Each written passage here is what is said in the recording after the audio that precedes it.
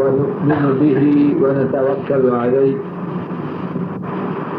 ونعوذ بالله من شرور أنفسنا ومن سيئات أعمالنا من يهده الله فلا مضل له ومن يضلل فلا هادي له وأشهد أن لا إله إلا الله وحده لا شريك له وأشهد أن محمدا عبده ورسوله صلى الله عليه وسلم. أما بعد فإن خير الحديث كتاب الله وخير الهدي هدي محمد صلى الله عليه وسلم وشر الأمور محدثاتها وكل محدثة بدعة وكل بدعة ضلالة وكل ضلالة في النار. اللهم انفعنا بما علمتنا وعلمنا ما ينفعنا وزدنا علما. سبحانك لا علم لنا إلا ما علمتنا إنك أنت العليم الحكيم. رب اشرح لي صدري ويسر لي أمري واحلل عقدة من لساني يفقهوا قولي. شخص مسجد میں سے گزرا اور اس کے پاس نیزے تھے.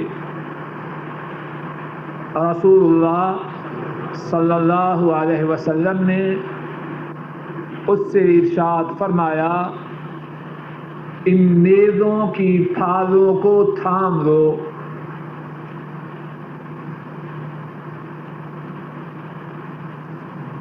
اس باب میں امام بخاری رحمہ اللہ یہ بات بیان فرما رہے ہیں کہ جب کوئی شخص مسجد میں سے گزرے اور اس کے پاس نیزہ ہو تو نیزہ کی پھال کو تھام کے رکھے. مقصود یہ ہے کہ نیزہ کو اس طرح اپنے قابو میں رکھے کہ غلطی سے کسی مسلمان کو نقصان نہ پہنچ جائے. اور جو بات نیزہ کے متعلق ہے وہی بات دیگر ہتھیاروں کے متعلق ہے کہ جب کوئی مسلمان مسجد میں سے گزرے اس کے پاس کوئی ایسا ہتھیار ہو جس کے متعلق اس بات کا خدشہ ہو کہ بے احتیاطی کی وجہ سے مسلمان کو زخم پہنچے گا تو اس کو وہ اس طرح سنبھال کے رکھے کہ غفلت کی وجہ سے کوتاہی کی وجہ سے بے دہانی میں کسی مسلمان کو اس کے ہتھیار سے نقصان نہ پہنچے. اور امام بخاری رحمہ اللہ اس بات کو ثابت کرنے کے لیے حدیث پاک لائے ہیں جس میں حضرت سفیان اپنے استاد حضرت عمرو ان سے یہ دریافت کرتے ہیں کیا آپ نے حضرت جابر رضی اللہ تعالی عنہما رضی اللہ تعالی عنہ ان سے یہ بات سنی کہ انہوں نے فرمایا کہ نبی کریم صلی اللہ علیہ وسلم نے ایک شخص کو دیکھا کہ وہ مسجد میں سے گزر رہا ہے اور اس کے پاس نیزے ہیں اور نبی کریم صلی اللہ علیہ وسلم نے اس شخص سے فرمایا ان نیزوں کی پھالوں کو تھام کے رکھو.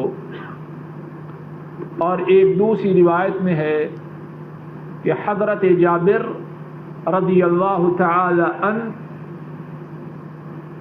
ان کے متعلق جب عمرو سے سوال کیا گیا کیا آپ نے یہ بات حضرت جابر سے سنی، تو عمرو نے جواب میں کہا ہاں میں نے حضرت جابر رضی اللہ تعالی عنہ ان کو یہ بات فرماتے ہوئے سنا۔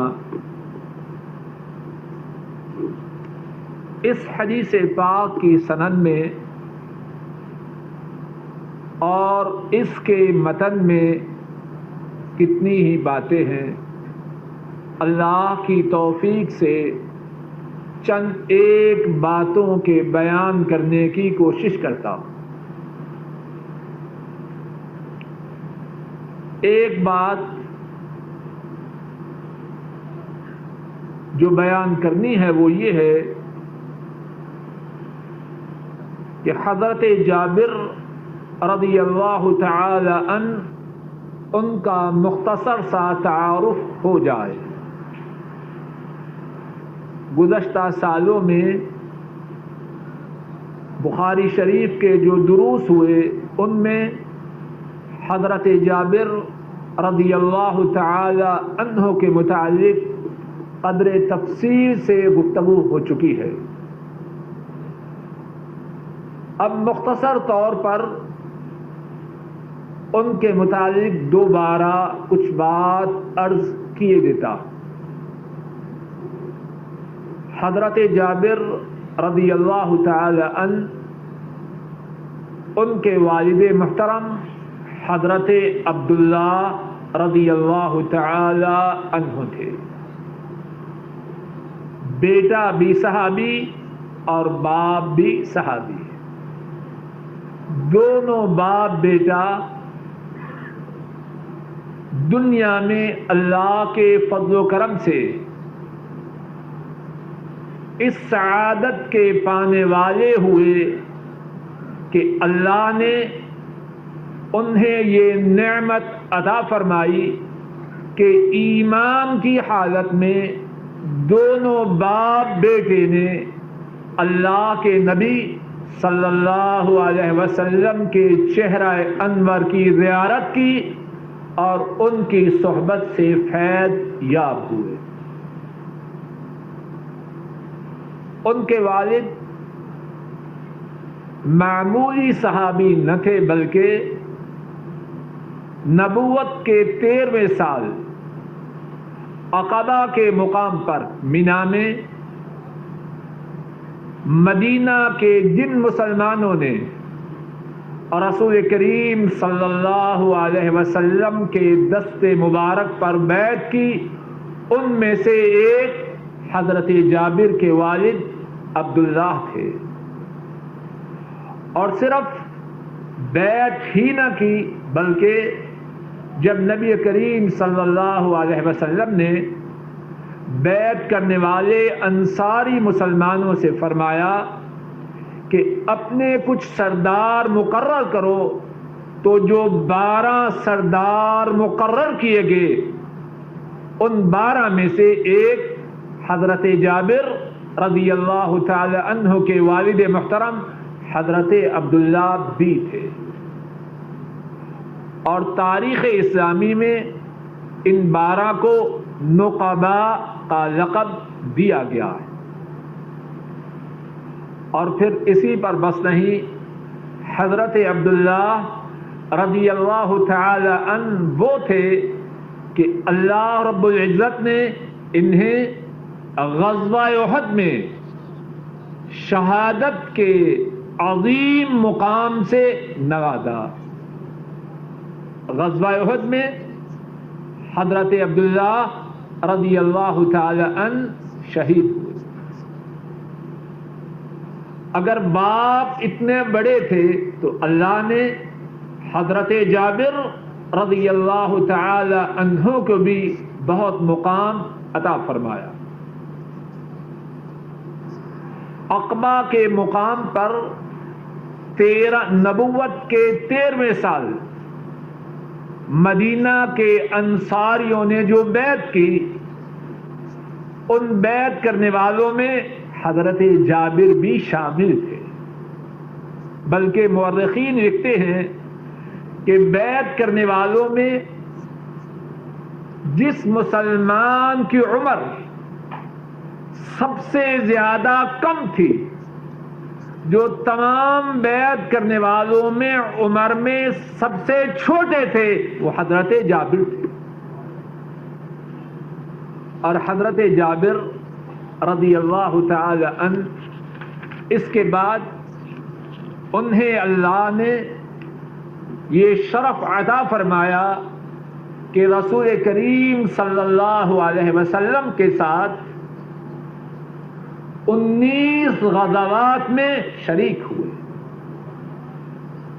خود بیان کرتے ہیں غزا رسول اللہ صلی اللہ علیہ وسلم 21 غزوة بنفسه شہدت منها 19 غزوة۔ فرماتے ہیں رسول کریم صلی اللہ علیہ وسلم نے بنفس نفیس 21 غزوات میں شرکت فرمائی۔ رسول کریم صلی اللہ علیہ وسلم نے بنفس نفیس 21 غزوات میں شرکت فرمائی، اور 21 میں سے 19 غزوات میں میں بھی شریک ہوا۔ کتنا بڑا شرف ہے! کعبہ کے رب کی قسم، دنیا کا سارا مال و دولت ایک طرف ہو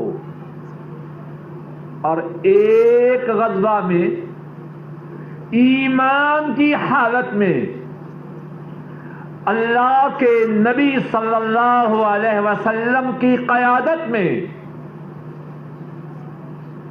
کافروں کے خلاف لڑائی میں شریک ہو جائیں، دنیا کے سارے مال و دولت سے یہ کہیں بڑی نعمت ہے۔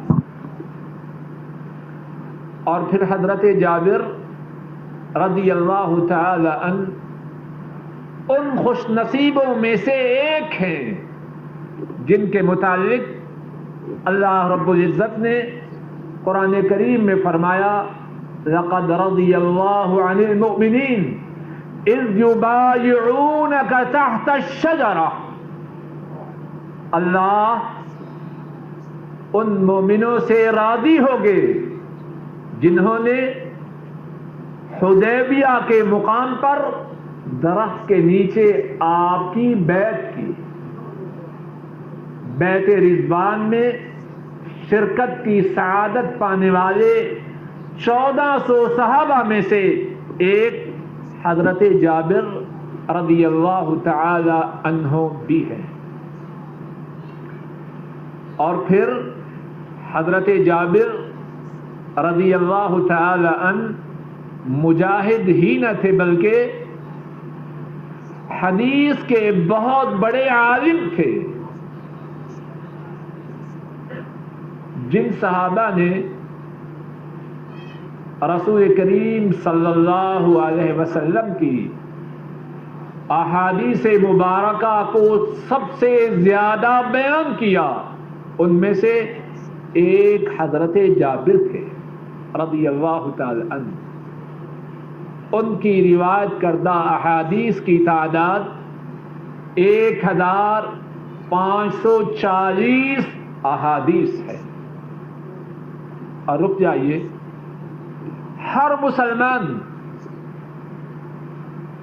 ہر مسلمان جو مدینے والے کا ماننے والا ہے، مدینے والے کا تابع دار ہے، اس کے ذمہ حضرت جابر رضی اللہ تعالی عنہ کا احسان ہے کہ ان کی احادیث کے ایک حصہ کو حضرت جابر رضی اللہ تعالی عنہ نے امت تک پہنچایا۔ 1540 احادیث ان کی بیان کردہ حدیث کی کتابوں میں موجود ہے، اور ان کی وفات حضرت جابر رضی اللہ تعالی عنہ کی وفات 78 ہجری میں ہوئی. ان کے اور واقعات بھی ہیں، لیکن جو بات عرض کی ہے اسی پہ اکتفا کرتا ہوں. جو ساتھی ان کے متعلق مفصل معلومات سننا چاہیں وہ گزشتہ سالوں کی بخاری شریف کی جو کیسٹیں ہیں ان میں ان کے حالات زندگی تفصیل سے سن لیں. اس حدیث پاک کے حوالہ سے جو اور باتیں بیان کرنی ہیں ان میں سے ایک یہ ہے کہ حضرت سفیان اپنے استاد حضرت عمرو ان سے سوال کرتے ہیں کیا آپ نے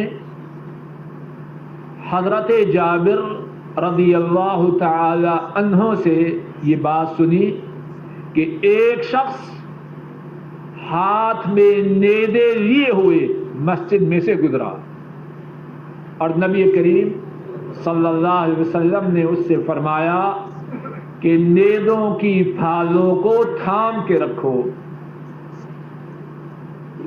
اس میں بہت سی باتیں ہیں. ایک بات یہ ہے کہ ہمارے جو اسلاف تھے ان کا موضوع سخن کیا تھا، ان کی گفتگو کا موضوع کیا ہوتا تھا. کچھ بات سمجھ میں آ رہی ہے؟ اللہ کے نبی صلی اللہ علیہ وسلم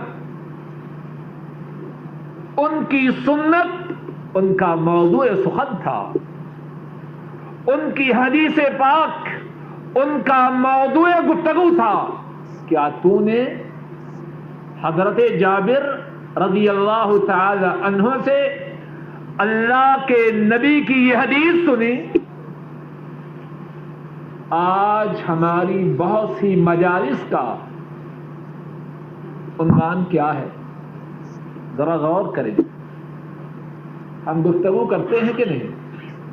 اور جس طرح کے میں بارہا عرض کرتا ہوں جو بات کہی اور سنی جائے اس کا اصل مقصد کیا ہے کہ ہم فائدہ حاصل کریں.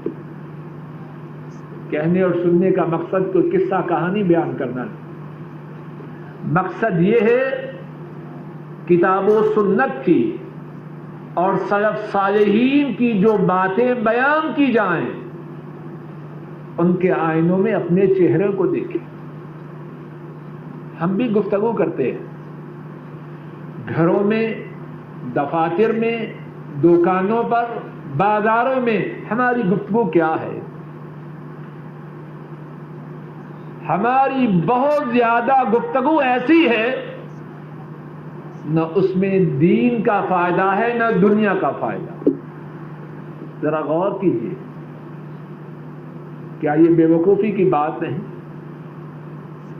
آدمی اس بارے میں گفتگو کرے نہ دین کا فائدہ نہ دنیا کا فائدہ. انسان مسلمان تو مسلمان رہا، اس کی شان تو بہت بلند ہے. یہ بات کسی انسان کے لیے بھی درست نہیں. ایسی گفتگو ہو نہ دین کا فائدہ نہ دنیا کا فائدہ. آئیے اپنے اسلاف کو دیکھیے، وہ بھی گفتگو کرتے ہیں. موضوع سخن کیا ہے؟ حبیب کریم صلی اللہ علیہ وسلم کی حدیث پاک. آپ نے یہ بات سنی، ہم بھی اپنی مجالس میں اپنا موضوع سخن یہی بنائیں. اپنے گھروں میں، اپنی مجلسوں میں بات کریں تو وہ کریں جس سے فائدہ ہو. ایک اور بات جو اس حدیث پاک کے حوالہ سے عرض کرنی ہے وہ یہ ہے، حضرت سفیان جب اپنے استاد حضرت عمرو سے پوچھ رہے ہیں تو انہوں نے اس بارے میں پہلے بات سن رکھی ہے کہ نہیں؟ جواب دیجیے، بولیے، سن رکھی ہے۔ اب کیوں پوچھ رہے ہیں؟ بات کو اچھی طرح پرکھنے جاننے کے لیے، ایسا نہ ہو جو بات سنی ہے وہ غلط ہو، سمجھنے میں غلطی ہوئی ہو، یا بیان کرنے والے کے بیان میں غلطی ہوئی۔ جو سنا ہے اس کو ٹٹول رہے، اس کی چھان پھٹک کر رہے ہیں، اس کی تحقیق کر رہے ہیں۔ اور کیوں نہ کریں؟ اللہ کے نبی کا فرمان دین ہے۔ اگر دین لیتے ہوئے چھان پھٹک نہیں کرنی تو کب کرنی ہے؟ ایسا نہ ہو جو بات سنی ہے قصہ کہانی ہو، اور یہ بیماری بھی ہمارے ہاں بہت زیادہ ہے۔ اللہ کے نبی صلی اللہ علیہ وسلم کے حوالہ سے بہت سی باتیں بیان کی جاتی ہیں، بہت سی مجالس میں، نہ ان کا سر ہے نہ پاؤں، معلوم نہیں کہاں سے آئی، اور بڑی جرأت سے، بڑی بے باکی سے کہا جاتا کہ حدیث ہے، اور حدیث کی کسی کتاب میں ان کا وجود نہیں۔ ہمارے اسلاف حدیث کے سننے سیکھنے کا شوق رکھتے، لیکن اس کے ساتھ ساتھ ٹٹولتے، تحقیق کرتے کہ جو لے رہے ہیں، جو سن رہے ہیں، وہ سمجھ رہے ہیں، وہ ٹھیک ہو۔ ایک اور بات جو اس حدیث پاک کے حوالہ سے ہے وہ یہ ہے کہ جو آدمی نیزے لیے مسجد میں سے گزر رہا تھا، وہ کیوں گزر رہا تھا؟ ایک اور روایت میں ہے وہ شخص اپنے ہاتھ میں نیزے لیے ہوئے مسجد میں سے اس لیے گزر رہا تھا کہ وہ بطور صدقہ ان نیزوں کو اللہ کے غازیوں میں تقسیم کر رہا تھا۔ اللہ اکبر! شوق ہے اللہ کی راہ میں خرچ کرنے کا، اور کیا خرچ کر رہا ہے؟ نیزے وہ اللہ کی راہ میں تقسیم کر رہا ہے۔ اور اس سے معلوم ہوتا ہے کہ حضرات صحابہ میں جہاد کا اور جہاد کی تیاری کا کتنا اہتمام تھا۔ اب اللہ نے وسائل عطا کیے ہیں تو کیا لے کے غریب مسلمانوں میں تقسیم کر رہا ہے؟ نیزے تقسیم کر رہا ہے۔ اور اس حدیث پاک کے حوالہ سے ایک اور بات بھی ہے کہ کیا مسجد میں ہتھیار لے کے داخل ہونا جائز ہے؟ مسجد میں ہتھیار لے کے داخل ہونا جائز ہے؟ ایک حدیث میں ہے، امام طبرانی رحمہ اللہ روایت کرتے ہیں، حضرت ابو سعید رضی اللہ تعالی عنہ وہ اس حدیث کے راوی ہیں، اور رسول کریم صلی اللہ علیہ وسلم نے اس بات سے منع فرمایا کہ مسجد میں ہتھیاروں کو پلٹایا جائے۔ نہا رسول اللہ صلی اللہ علیہ وسلم ان تقلیب السلاح فی المسجد،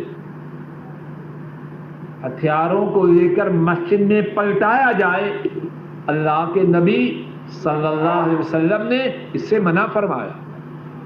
کیوں؟ مسجد لوگوں کے اکٹھے ہونے کی جگہ ہے۔ اب جہاں ہتھیار ہو خدشہ ہوتا ہے کہ وہ استعمال ہو جائے اور کسی مسلمان کو نقصان پہنچے. تو اصل بات یہ ہے کہ مسجد میں ہتھیار نہ لے کے جایا جائے، لیکن اس حدیث پاک سے معلوم ہوتا ہے اگر ضرورت ہو تو مسجد میں ہتھیار لے کے جانا جائز ہے. اب وہ شخص رسول کریم صلی اللہ علیہ وسلم کے سامنے نیزے لے کے گزر رہا ہے اور مسلمانوں پہ نیزوں کا صدقہ کر رہا ہے، کیا آپ نے اس کو فرمایا کہ نیزے مسجد سے نکال دو؟ نہیں فرمایا، اجازت دی. تو مسئلہ کیا نکلا؟ اگر ضرورت ہو تو ضرورت کی غرض سے ہتھیار لے کے مسجد میں جانا جائز ہے. ایک اور بات کہ جب مسجد میں ضرورت کے لیے ہتھیار لے کے جائے تو ان ہتھیاروں کو قابو میں رکھے، ان ہتھیاروں پر اپنی گرفت مضبوط رکھے. ایسا نہ ہو کہ ان ہتھیاروں سے کسی مسلمان کو بغیر ارادہ کے نقصان پہنچ جائے. آپ صلی اللہ علیہ وسلم نے کیا فرمایا؟ نیزے ہیں تو ان کی جو بھالیں ہیں، ان کے جو کنارے ہیں، ان کو تھام کے رکھو. ہتھیار ضرورت کے وقت مسجد میں لے جائے، لیکن بے توجہی سے، بے دہانی سے، لاپرواہی سے مسجد میں نہ لے جائے. اور اس حدیث پاک سے ایک اور بات بھی معلوم ہوتی ہے کہ اسلام میں جس بات سے روکا جائے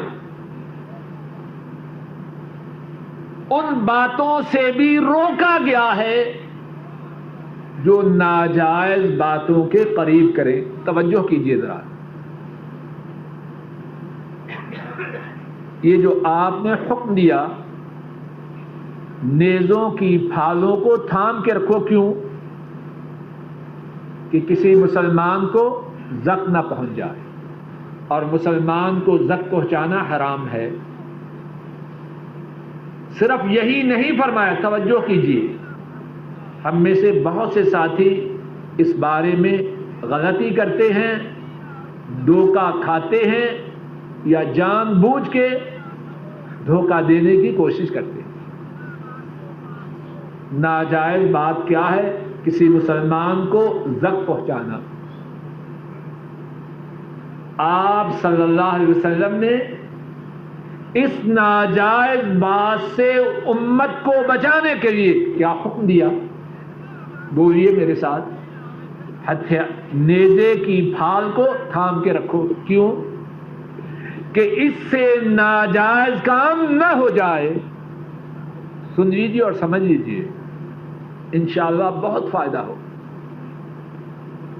شریعت میں جو باتیں حرام ہیں، شریعت نے صرف انہی باتوں سے نہیں روکا، بلکہ جو باتیں ان حرام باتوں کے قریب کرتی ہیں شریعت نے ان سے بھی روک دیا.